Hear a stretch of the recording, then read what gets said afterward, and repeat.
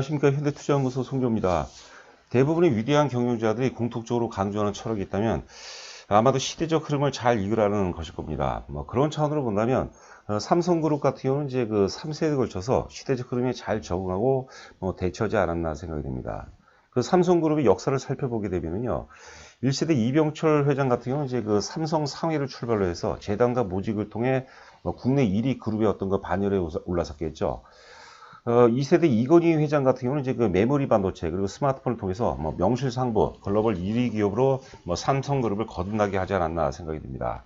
자, 그렇다면 3세대 이재용 부회장의 시대적 소명은 뭘까요? 단연코 이제 그 파운드리 사업이 아닌가 생각이 됩니다.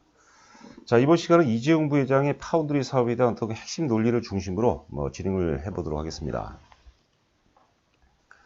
자, 파운드리 시장의 핵심 포인트 세 가지 정도로 요약을 해봤습니다.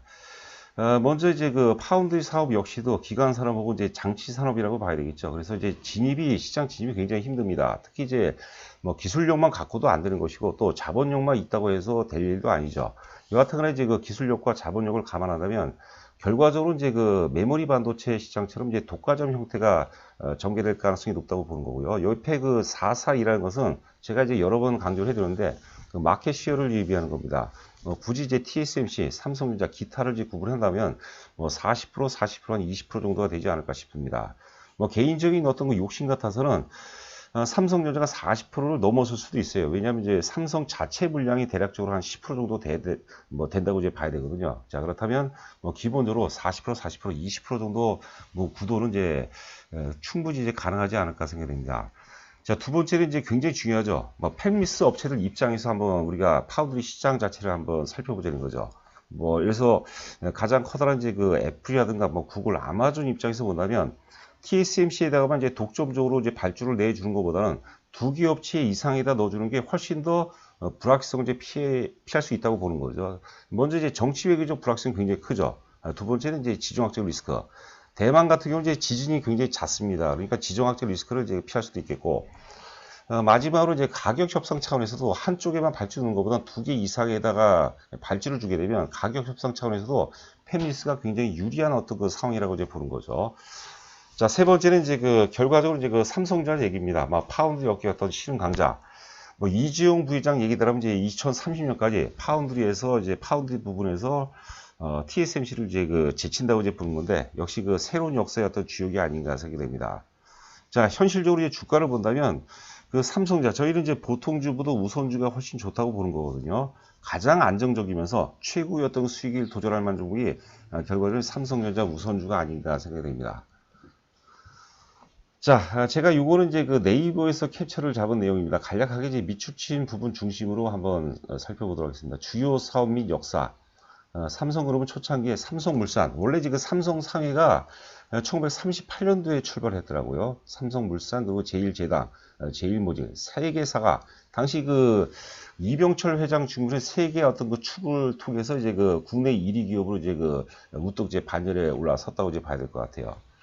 자, 그리고 이제 오늘날 삼성전자를 글로벌 회사로 만든 건 1983년, 1983년서부터 시작한 반도체 사업이었으며, 현재는 이제 평판 TV, 그리고 모니터, 랜드 플래시 메모리, 휴대전화, 스마트폰이죠. 등 12개 제품이 세계 1위를 기록하고 있다. 이거는 이제 그 이건희 회장의 어떤 그 공이 아닌가 생각이 됩니다. 1980년대 초에 세계에서 세 번째로 64K D램을 독자 개발했고, 그 다음에 그 1990년대 초반에 주가도 굉장히 많이 올랐죠. 하여튼 그 메모리에서 이제 세계 1위를 달성했습니다. 그리고 초창기에 이제 1991년도에 이제 애니콜 혁명을 통해서 지금 이제 갤럭시 신화로까지 이어지게 했습니다. 자, 1910년대에 들어서면서 이제 휴대전화 그리고 반도체 디스플레이 산업을 중심으로 글로벌 기업으로 성장했고, 또 이제 반도체 부분은 세계 1위, 그 다음에 이제 디스플레이, OLED 점유율 세계 1위, 스마트폰에서도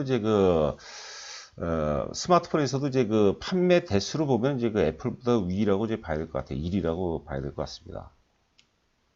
자, 요거는 이제 예전에 제가 또 한번 소개를 해드렸던 자료 중에 하나인데요. 혁명과 주가, 삼성그룹의 어떤 그 혁명 스토리, 그리고 이제 주가와의 관계를 제가 한번, 연봉이다. 보시는 그림은 이제 연봉인데, 연봉을 중심으로 한번, 우리가 살펴보도록 하겠습니다. 먼저 이제 1990년대 초에 메모리 혁명이 있었어요. 앞서 말씀드린 바와 같이 이제 그 1983년에 우리가 64K 드램을 이제 그 개발했고 90년대 1990년대 초에 드디어 이제 그 메모리에서 그 세계 2위를 달성합니다. 당시 주가가 대략적으로 한 800% 올라갔고요. 두 번째는 이제 1990년대 초서부터 출발해서 이제 애니콜 혁명이었죠. 500% 주가가 오르고 그 다음에 이제 그 스마트폰 혁명. 이거는 이제 그 처음에 이제 애플이 먼저 이제 그 애플이 아이폰을 먼저 개발했는데 바로 이제 그 패스트 팔로우라고 그러죠. 바로 이제 갤럭시 1이 출시가 되면서 스마트폰 혁명을 통해서 당시에 사실 그 삼성전자를 빼고 삼성전자하고 현대차 정도를 빼고 전 종목이 다 빠졌는데 삼성전자가 이제 지수를 굉장히 크게 방어를 했죠. 주가가 대략적으로 한 400% 정도 급등하면서요. 다음에는 이제 2016년 이후서부터 이제 그 4차 산업혁명이 이제 본격화가 됐다고 보는 겁니다. 4차 산업혁명을 통해서 2016년 그리고 2017년까지 2년 연속 주가가 오르고 그 다음에 주가가 그 다음에 이제 빠지죠. 그리고 이후서부터 이제 2020년서부터 본격적으로 이제 그 비메모리 혹은 이제 파운드리 혁명이 본격적으로 이제 출발하는 그런 과정이라고 보는 겁니다. 그래서 최소한 이런 혁명이 2020년에서 최소한 아무리 못해도 한 3년 동안은 이어질 가능성이 높지 않을까 생각됩니다. 일반적으로 이제 주가 이제 그 상승 파동을 공부하다 보면요. 보통 상승 파동이 진입하게 되면 최소한 3년 오릅니다.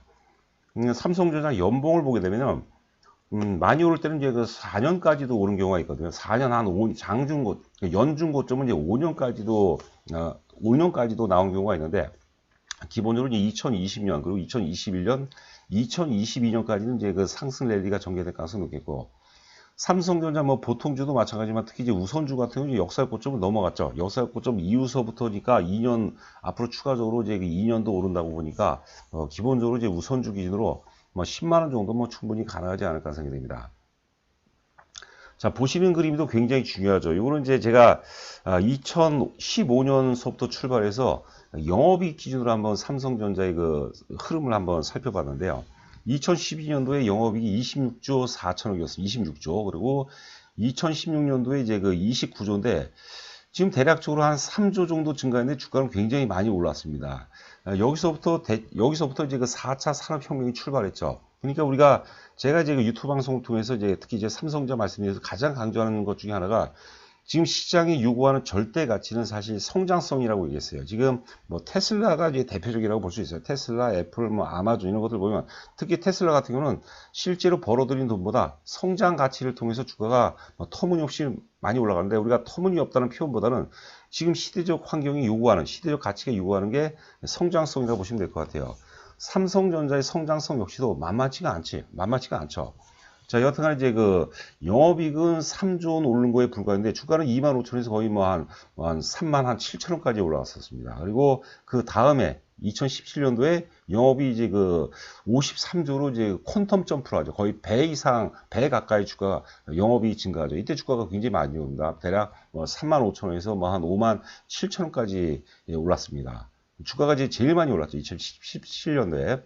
그리고 그 다음에 2018년도에는 영업이익이 53조에서 58조로 역시 한 5조 이상 추가로 상승했는데 주가는 오히려 빠져버려요. 그러니까 사실 어떤 그 물론 이제 주가의 큰 사는 실적인데요.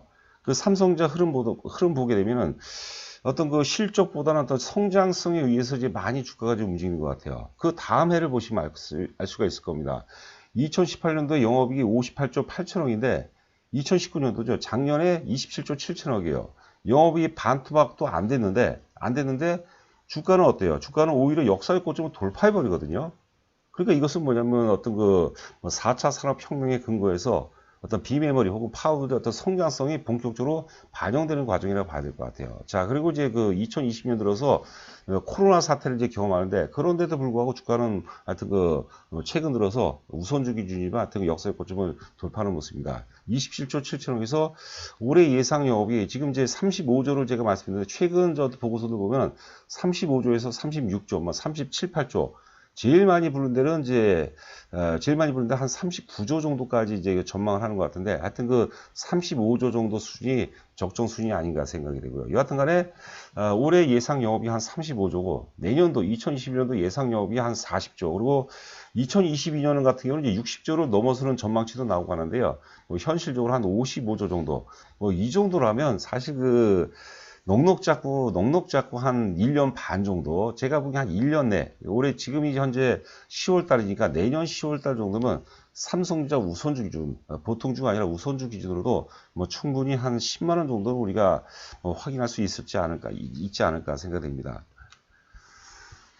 제가 하여튼 지금 바로 전에 본 자료를 통해서 강조해드리고 싶은 것은 뭐냐면, 실적 흐름도 중요하지만 그보다 더 중요한 것은 지금 시장이 요구하는 절대 가치는 결과적인 성장성이다라는 것을 의미하는 겁니다.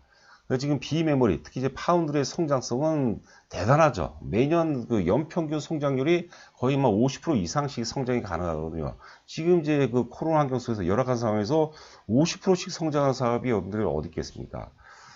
자, 요거는 이제 우리가 이제 많이 접했던 그런 기사 내용이죠. 2019년도 4월자 기사가 되겠는데, 2030년까지 비메모리 133조를 이제 투자해서 결과적으로 이제 TSMC를 이제 따라잡겠다, 그런 얘기입니다. 자, 2030년까지 메모리 반도체, DRAM, 낸드 플래시, 그리고 데이터 저장용 반도체, 서버용 반도체를 의미하는 거죠. 뿐만이 아니라 시스템 반도체 분야에서도 글로벌 1위에 오르는 반도체 비전 2030을 달성한다는 목표다. 삼성전자는 파운드리, 그 시스템 LSI 사업 등 시스템 반도체 사업 경쟁력 강화를 위해서 2030년까지 국내 연구개발 분야에 73조 원, 그리고 최첨단 생산 인프라에 60조를 투자한다. 자, 요 그림 내용이 굉장히 좋습니다. 이것은 뭐냐면 이제 시장 진입 장벽이 굉장히 힘들다는 것을 의미하죠. 지금 이제 맨 오른쪽에 보시면은, 우상단을 먼저 보죠. 2019년도 기준으로 어떤 파운드 시장 점유율 보면은 TSMC가 52.7%, 삼성전자가 17.8%인데, 이 중에서는 거의 한 반절 50% 정도가 삼성 이제 자체 물량입니다. 삼성의 어떤 갤럭시 AP 칩이 되겠죠. 통신 AP 칩이 될 거고요. 그 다음에 그 부분을 빼면 사실 글로벌 파운드, 미국의 글로벌 파운드가 2위 정도라고 봐야 될 것 같아요. 그 다음에 UMC 같은 이제 대만 업체고, SMIC가 이제 중국 업체인데, 이번에 이제 삼성, 미국에서 이제 파웨이에서 SMIC를 이제 제재한다 그러죠. SMIC 같은 경우는 현실적으로 이제 EUV 어떤 공정이죠. 그래서 쓸 수가 없어요. EUV 공정 내에는 미국의 어떤 핵심 기술이 포함이 되어 있거든요. 그러니까 현실적으로 이제 SMIC 같은 경우는 이제 EUV 장비 혹은 이제 공정을 도입이 불가능하다고 봅니다. 자, 인텔 같은 경우가 이제 최근에 나온 이제 보고서 보니까 7나노에 이제 실패를 했죠. 인텔은 사실 약점이 굉장히 많습니다. 지금 사실 어떻게 보면 지금 PC에서 스마트폰으로 넘어가는 생태계에 적응을 못했죠. 그리고 7나노에 또 실패하고 또 뭡니까? 애플과 결렬하고 하여튼 여러 가지 복합적인 악재인데, 인텔을 제외하고 7나노 이상, 7나노, 5나노, 3나노 이상은 TSMC 그리고 삼성전자만 이제 가능하다고 보시면 될 것 같아요. 그래서 앞서 이제 제가 앞에 핵심 포인트에 이제 언급을 해드렸는데, 지금 이제 발주하는 어떤 팹리스 업체 입장에서 어떤 정치 외교적인 어떤 불확실성, 그리고 지정학적 불확성, 그리고 가격 협상력 등을 감안한다면 결국은 2강 구도가 전개될 가능성이 굉장히 높다. 지금 D램 보면 사실 삼성전자가 이제 23%, 그리고 이제 하이닉스 같은 경우가 한 20대 후반에서 30% 정도, 마이크론 테크놀로지가 이제 10%대 후반에서 한 20% 정도를 차지하죠. 그런데 비메모리 같은 경우 이제 3위가 이제 거의 아직 지금 상황 봐서는 3위는 사실 범접이 불가하다고 봐야겠고, 결국 2강 체제인데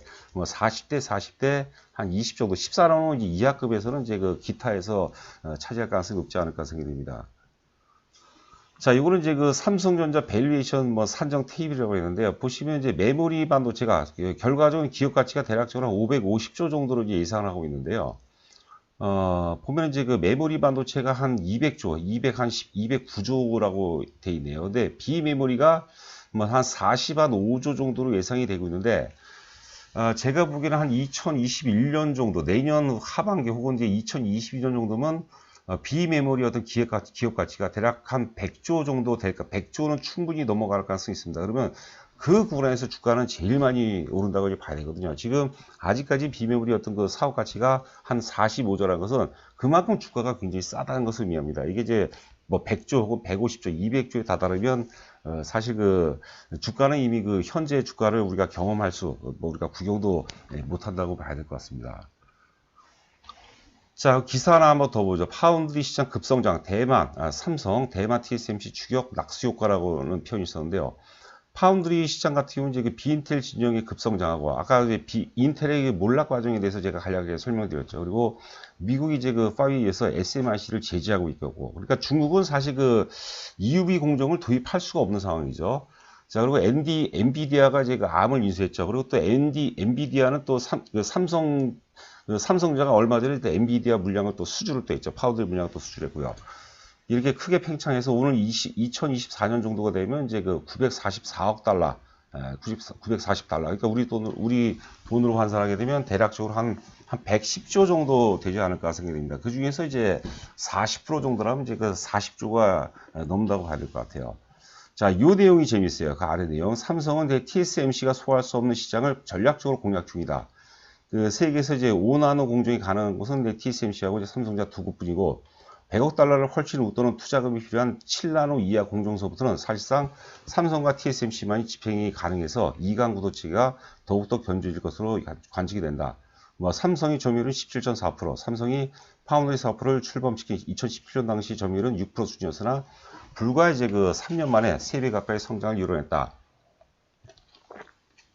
제가 이제 앞서 말씀드린 것 같이 이게 그 파운드리라는 게 지금 이제 그 ASLM이죠. 그 EUV 장비를 생산하고 판매하는 업체가. 근데 대당 가격이 최소 1,500억입니다. 그러니까 10대면은 사실 1조 5천억이거든요. 근데 그 10대를 도입해서 1조 5천억을 투자하더라도 성공한다는 보장이 없어요. 또 만약에 갑자기 후발업체로 시장에 진입해서 한번 이제 뭐 어떻게 해보려고 했는데 시장이 확 죽어버리, 경기가 굉장히 침체되거나 이러면 당연히 이제 굉장히 어떤 불확성이 이제 쌓일 수밖에 없어요. 그러니까 글로벌 파운드리도 이제 글로벌 파운드리도 이미 포기를 했고, 인텔 같은 경우도 이제 7나노에 실패한 겁니다. 그러니까 뭐 계속 반복적으로 말씀드리지만 역시 7나노 혹은 5나노 이상서부터는 결국은 삼성전자 그리고 TSMC와 삼성전자 체계로 이제 굳어질 가능성이 높다 보시면 될 것 같아요.